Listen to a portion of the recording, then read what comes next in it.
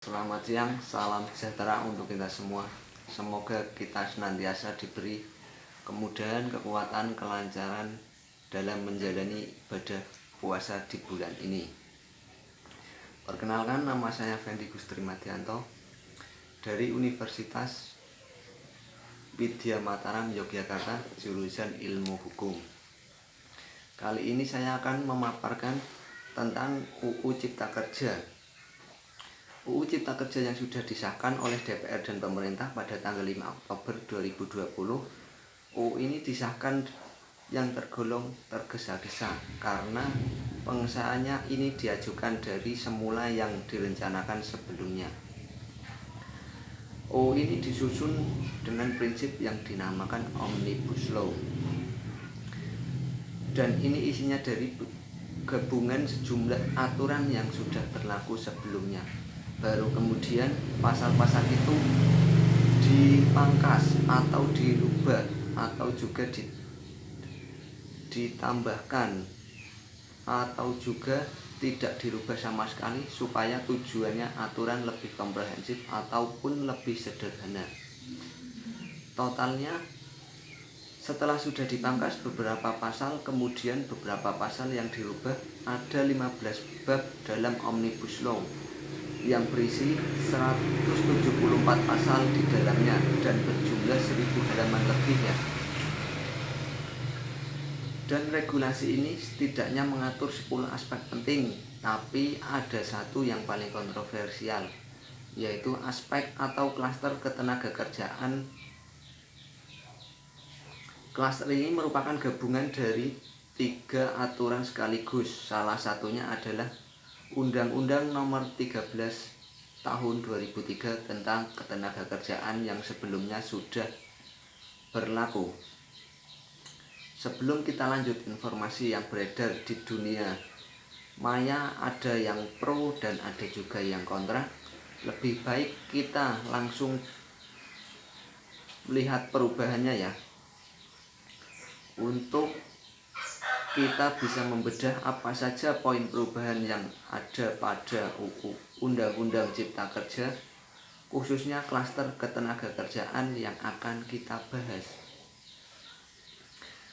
Penjelasan lengkap tentang klaster ketenagakerjaan bisa Anda temukan pada Undang-Undang Cipta Kerja bab 4 bagian kedua. Ada 2 poin utama pada aturan ini, yaitu terkait tenaga kerja asing atau TKA.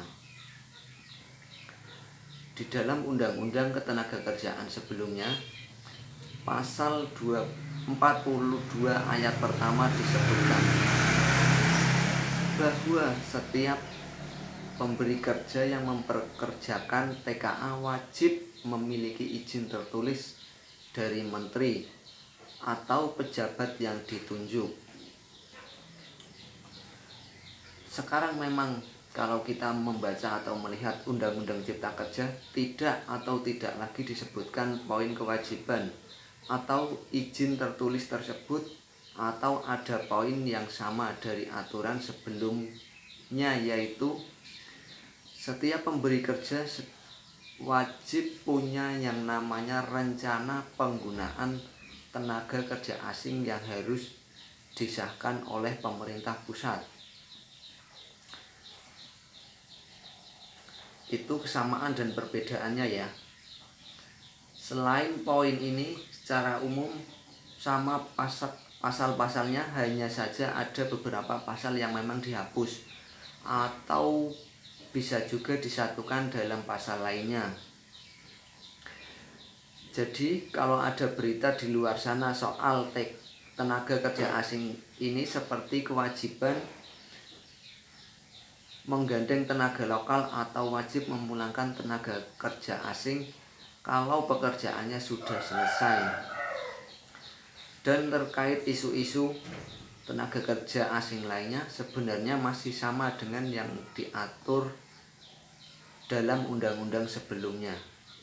Nah, selanjutnya poin hubungan kerja ini ada 2, yaitu terkait dengan perjanjian kerja waktu tertentu atau PKWT. Misalnya karyawan kontrak atau juga alih daya atau juga outsourcing.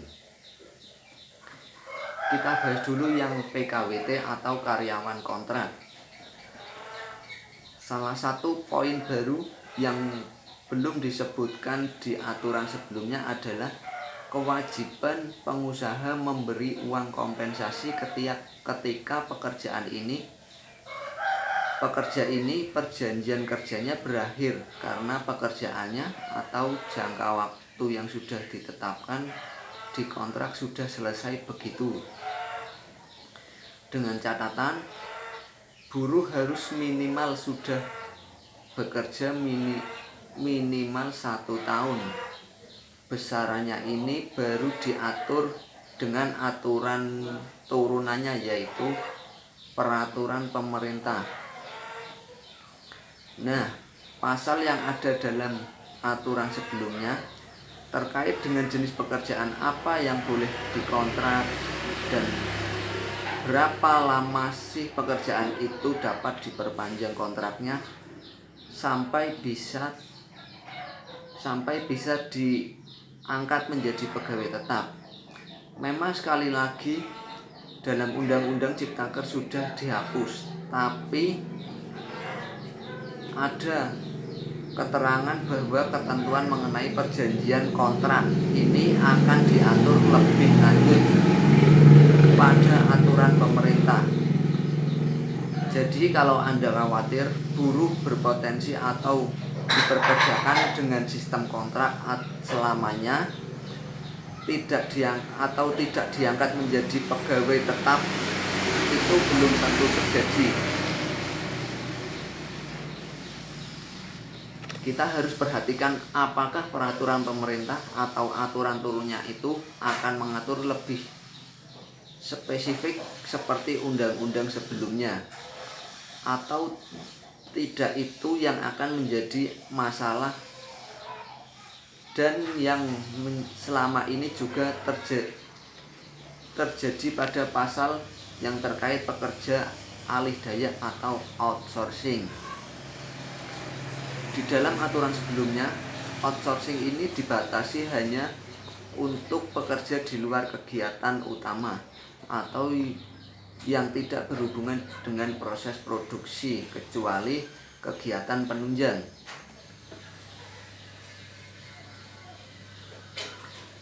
Di Undang-Undang Cipta Kerja ini tidak lagi disebutkan batas-batasnya mana sih pekerjaan mana dan apa saja yang bisa dikerjakan oleh pegawai. Artinya Undang-Undang Cipta Kerja ini bisa membuka kemungkinan bagi perusahaan outsourcing memperkerjakan para buruh atau pekerja untuk berbagai jenis tugas kalau sampai tidak diatur dalam aturan turunannya. Ya, begitu sekilas pandang tentang Undang-Undang Cipta Kerja. Cukup sekian dari saya, terima kasih. Selamat siang.